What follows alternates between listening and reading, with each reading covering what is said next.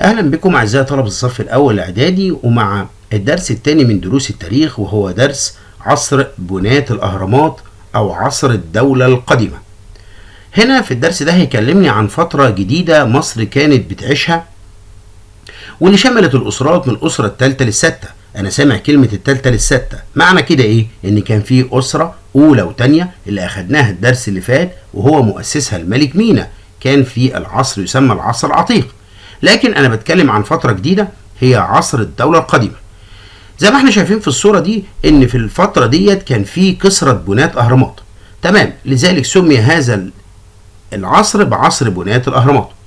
العصر ده تميز بايه؟ تميز بالرخاء، يعني الغنى الكتير اللي كان موجود في مصر في الوقت ده. كان موجود استقرار وسلام، كان موجود كمان نشاط مادي، وكان موجود نشاط فكري، وكثرة التشييد والبناء والفن في هذا العصر. طيب لما اجي اتكلم بعد كده، هي الدولة القديمة دي سميت بعصر بناء الاهرامات ليه؟ طبعا لكثرة ما بناه المصريين القدماء من اهرامات، والاهرامات دي شملت من الفيوم جنوبا حتى الجيزة شمالا. تمام، انا شايف صورة على شمالي كده بتقول عملية تحنيط او عملية دفن موتى، وده كان بيحصل. طيب يبقى معنى كده ان المصريين القدماء قاموا ببناء الاهرامات لدفن الموتى، واعتقادهم في فكرة مهمة جدا، وهو البعث والخلود. ايه يا استاذ البعث والخلود ده؟ البعث والخلود اعتقاد المصريين القدماء بان الروح سوف تعود الى المتوفي مرة اخرى ويخلد الى حياة ابدية اخرى، لذلك قاموا ببناء الاهرامات كمقابر حصينة بعد طحنتها. يعني طحنتها يعني اضافة بعض المواد على جثمان المتوفي حتى لا تتعرض للتحلل. تمام، وعملوا ايه كمان؟ وفي المقبرة الحصينة اللي هي الاهرامات زودوا المتوفي بالطعام والشراب، وكمان الاساس اللي كان بيستخدمه المتوفي او الميت ده. طيب كمان عملوا ايه؟ كمان بدأوا يرسموا او ينقشوا على جدران المعابد الرسوم والمناظر الجميلة. ليه؟ عشان تدخل السرور على المتوفي من وحشة الموت. يبقى هنا لما يجي لي سؤال يقول لي بما تفسر سمي عصر الدولة القديمة بعصر بناء الأهرامات، هنقول لكثرة ما بناه المصريين القدماء من أهرامات امتدت من الفيوم جنوبا حتى الجيزة شمالا. سؤال تاني يقول لي ليه المصريين القدماء بنوا الأهرامات؟ بما تفسر لاعتقادهم في البعث والخلود ولدفن جثث موتاهم. ده سؤال تاني ممكن يقول لي ما النتائج المترتبة على اعتقاد المصريين القدماء في البعث والخلود؟ هنقول قاموا ببناء الأهرامات لاعتبارها كمقابر حصينة لدفن جثث موتاهم. طيب ماشي، لما اجي اتكلم بعد كده ملوك الدولة القديمة، مين هم ملوك الدولة القديمة؟ هاخدهم كده وهاخد واحد واحد من ضمن اعماله. اول ملك هو الملك زوسر، ده مؤسس الأسرة الثالثة اللي شايفين ظهر ده. طيب مين كمان؟ الملك سنفرو. الملك سنفرو ده مؤسس أسرة تاني خالص اسمها مؤسس الأسرة الرابعة. طيب مين اللي بعديه؟ خوفو. خوفو ده من ضمن الأسرة الرابعة، يعني مش مؤسس أسرة، يعني من ضمن الأسرة الرابعة اللي هو الملك سنفرو مؤسسها. يعني خوفو ده ابن مين؟ خوفو ده ابن سنفرو. تمام. الملك اللي بعديه خافرع. الملك خافرع هو ابن الملك خوفو، وبرضه من الأسرة الرابعة. بعد خافرع بيجي الملك منقورع. منقورع ده يبقى مين؟ يبقى ابن الملك خافرع. تمام. يجي بقى مؤسس أسرة جديدة خالص اسمه الملك أوسر كاف. تمام. بعد أوسر كاف اللي مؤسس الأسرة الخامسة بيجي الملك بيب الثاني اللي انتهت على ايده تماما كل تقدم الدولة القديمة. دول ملوك الدولة الايه؟ دول ملوك الدولة القديمة. همسك ملك من ضمن الملوك واشوف اهم اعماله اللي عملها. اول ملك اللي هو على ايدي الشمال انا شايف هرم مدرج. الهرم المدرج اللي في سقارة ده معنى كده ان اول ملك اللي هتكلم عنه هو الملك زوسر. طب الملك زوسر ده قلت ايه؟ قلت انه مؤسس الاسرة الثالثة. حلو خالص. طيب الملك زوسر ده عمل ايه؟ ده غير في اسلوب العمارة. استنى هنا، ايه هو اسلوب العمارة؟ كان زمان في ايام الاسرة الاولى والثانية كان المقابر عبارة عن مصطبة او اتنين، مكان لدفن الموتى. لكن الملك زوسر في عهده بدأ هنا يغير في اسلوب العمارة، فبدأ يقوم ببناء هرم مدرج، واللي ساعده على كده المهندس او وزيره وهو امحتب، وده مهندس مصري في وقته بدأ يبني الهرم المدرج اللي بيتكون من 6 مساطب في منطقة سقارة. تمام. بعدين يجي الملك اللي بعديه اسمه الملك سنفرو. الملك سنفرو انا قايل ان هو مؤسس الاسره الرابعه. طيب الملك ده سمي بالملك المحسن المحبوب، من اسمه كده محسن ومحبوب. ليه؟ اولا لانه كان بيحب الشعب، فكان يحسن اليه ولا يبخل عنه بشيء، لذلك كان الشعب يحبه جدا. حلو الكلام. طب الملك ده كان من ضمن اعماله ايه؟ هو ليه اعمال طبعا. كان ليه الملك سنفرو اعمال يا اما داخل مصر وخارجها. طب داخل مصر عملت ايه يا ملك يا سنفرو؟ عملت كذا حاجه. واحد، بدأ يقوم ببناء هرمين في دهشور، والهرمين دول قريبين جدا من هرم سقارة المدرج اللي خدناه ايام الملك زوسر. طيب عمل ايه كمان؟ بدأ يأمن حدود مصر الجنوبية والشرقية من الاعداء. تمام. عمل ايه من ضمن اعماله داخل مصر؟ بدأ هذا الملك يقوم باستخراج المعادن اللي هي نفيسة، اللي تحقق له الثراء لدولته. المعادن دي زي ايه؟ زي معدن النحاس والفيروز، وده من شبه جزيرة سيناء. طب ده اعماله داخل مصر. اعماله خارج مصر، بدأ يهتم بالتجارة الخارجية. فيعمل ايه؟ يرسل اسطول يعني سفن كتيرة الى بلاد فينيقيا اللي هي في الوقت الحالي اللي هي دولة لبنان، عشان ايه؟ يجلب خشب الارز من هناك. ده بالنسبة للملك مين؟ سنفرو. انا قلت الملك اللي بعديه مين؟ الملك خوفو. خوفو ده نفتكر هو مين؟ هو ابن الملك سنفرو. طيب الملك خوفو لما اجي اتكلم عنه وشكل الرسمة اللي قدامي، اللي بيميزه ايه؟ اللي بيميزه الهرم الاكبر. طيب الملك خوفو هو من اشهر ملوك الاسره الرابعه. عمل ايه؟ عمل هرم يسمى الهرم الاكبر، وكان شهرة الهرم ده انه بيعتبر من عجائب الدنيا السبع. طب ليه؟ طبعا لبراعة هندسته وضخامة حجمه. طيب ارتفاع الهرم ده كام؟ 146 متر، بسبب عوامل الزمن والتعرية وغيرها من العوامل التي ادت الى ان رأس او قمة الهرم بدأت تتآكل. اصبح هذا الهرم طوله او ارتفاعه 138 متر. تمام. بعد الملك خوفو يجي مين؟ يجي ابنه الملك خفرع. الملك خفرع اهم اعماله انه شيد هرم اسمه الهرم الاوسط. كان على نفس النمط اللي كان ابيه يصنعه، يعني نفس الهرم او نفس الشكل اللي كان عامله الملك خوفو. الملك ده امر بنحت تمثال اسمه تمثال ابو الهول، زي ما احنا شايفينه في الصوره كده، اللي هو رأسه رأس إنسان وجسمه جسم إيه؟ أسد. طول هذا التمثال حوالي 157 متر، وارتفاعه حوالي 20 متر. يبقى أهم ما يميز الملك خفرع هو الهرم الأوسط وتمثال أبو الهول. تمام. لما أجي أتكلم بعد كده، مين ابن خفرع؟ الملك منقورع.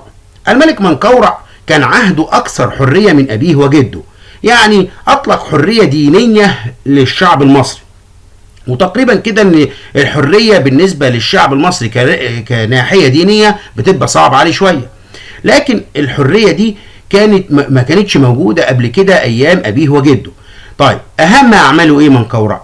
من الرسمه اللي قدامي هو شيد هرم يسمى الهرم الاصغر، وكان الهرم ده بناؤه او كان موجود فيه بجانب هرم خوفو وهرم خفرع، وارتفاعه كان 66 متر. انا لسه بتكلم. الحريه اللي كان اطلقها منقورع كانت مشكلة انها ادت الى سقوط الاسرة الرابعة. يعني معنى كده ان الاسرة الرابعة سقطت على يد الملك منقورع. تمام. طب ليه؟ لان في اواخر حكم الاسرة الرابعة اللي هو الملك منقورع بدأ يزداد نفوذ، يعني سلطة وسيادة وسيطرة كهنة الاله رع. يا استاذ ايه كهنة الاله رع؟ الكهنة في الوقت ده كان عبارة عن الوسيط ما بين الاله وما بين الشعب. تمام. طب مين هو الاله رع؟ الاله رع هو بيرمز اليه الى قرص الشمس. تمام. بدأ نفوذ هؤلاء الكهنة يزداد في السلطة، وخاصة في مدينة هليوبوليس اللي خدناها في الدرس الاولاني، اللي هي مدينة عين شمس او اون. طيب هليوبوليس ايه اللي حصل؟ بدأت كهنة الاله رع يتدخلوا في شؤون الحكم، وكان على كده ان اوسر كاف اصبح هو الحاكم، وهو اللي اصبح مؤسس الاسرة الكام؟ الاسرة الخمسة. الملك أسر كاف اللي هو مؤسس الأسرة الخمسة لقب بابن الإله رع. معنى كده هل هو فعلا ان الشمس خلفت واحد اسمه أسر كاف؟ لا طبعا، ده لأنه كان بيأمر الناس بعبادة إله وهو الإله مين؟ رع. لذلك بدأ يلقب بابن الإله رع. هذا الملك كان ليه أعمال، من ضمن أعماله ومن أشهرها هو أنه قام بإنشاء المسلات الضخمة. المسلات زي ما احنا شايفينها في الصورة كده، اللي هي عبارة عن بناء مرتفع. طيب البناء المرتفع ده اسمه مسلات ضخمة، وعمل ايه كمان؟ وعمل معابد الشمس المكشوفة في منطقة اسمها منطقة ابو سير بالجيزة. طب معابد شمس مكشوفة ليه؟ طبعا هو بينادي بعبادة اله اسمه اله الشمس، فكان لازم يدخل المعبد ده قرص الشمس من خلال ضوءه، فهنا انشأ هذه المعابد، ودي كانت سبب شهرة هذا مين؟ هذا الملك. طيب ده كان بالنسبة للملك أسر كاف ومؤسس أسر 5. بعدين بتنهار الدولة القديمة. الدولة القديمة أعزائي الطلبة بدأت تضعف وتنهار لعدة أسباب. نبص كده على الأسباب ونشوف الهرم اللي كان بيتبني بدأ ينعكس. يعني إيه؟ كان في بنى وتقدم، هنا أصبح في انهيار، عشان كده ظهر قدامي بالرسمة دي. ايه اسباب ضعف وانهيار الدولة القديمة؟ عندي كذا سبب. اولا في عهد الملك بيبي الثاني، وده كان اخر ملوك الدولة القديمة، هذا الملك كان ضعيف، هو اللي اسس الاسرة الستة، وعلى ايده انهارت الدولة وانهارت سلطة الحكومة المركزية، يعني ما عادش في حكومة قوية تحكم هذه الدولة بقوة وسيطرة. طب ايه كمان؟ بدأت تضعف هيبة الملوك، وضعفت هيبة الملوك يبقى مقابلها على طول ان بيزداد سلطة حكام الاقاليم. سلطة حكام الاقاليم يا استاذ لو سمحت، مين هم حكام الاقاليم؟ حكام الاقاليم اللي هم ما يساوي في الوقت الحاضر اللي هم المحافظين. يعني المحافظ سلطته بدأت تزداد سلطته عن مين؟ عن الرئيس، وده اللي حصل ايام الدولة القديمة، يعني اللي هو الملك في الوقت ده. يعني ضعفت هيبة الملوك، في مقابلها بدأت تزداد سلطة حكام الأقاليم، عشان لما ناخدها بعد كده يبقى فاهمين أنا بتكلم عن إيه. إيه حصل كمان؟ اللي حصل كمان إن بدأت وحدة البلاد تتفكك، اللي كان موحدها قبل كده الملك مين؟ الملك مينا. يبقى لما يجي لي سؤال يقول لي بما تفسر ضعف وانهيار الدولة القديمة، عندي الأربع أسباب دول أو الثلاث أسباب دول بالنسبة للملك بيبي الثاني وحكومته الإيه؟ المركزية وهيبة الملوك وتفكك وحدة البلاد. تمام. بعدين مصر بتدخل في مرحلة جديدة وعصر جديد يسمى عصر الإضمحلال الأول. عصر الإضمحلال الأول أو عصر الانتقال الأول.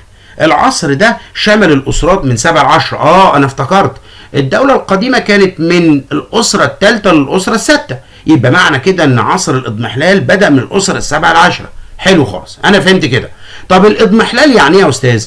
الإضمحلال يعني حالة ضعف كانت موجودة في البلاد، ودي ظهرت نتيجة ان الملوك كانوا ضعفاء. يبقى لما يجي لي سؤال يقول لي ما المقصود بالاضمحلال؟ المقصود بالاضمحلال هو حالة الضعف التي تسود بالبلاد نتيجة ضعف الملوك. طيب عصر الاضمحلال ده كان في حالة ضعف في البلاد بشكل كبير، ادت الى ايه؟ ادت لهجمات مجموعة او غزاة اسمهم الاسيويين، جايين من قارة اسيا، احتلوا اجزاء من مين؟ اجزاء من مصر. وبدأت فترة الضعف دي تستمر حتى الاسرة السابعة والثامنة.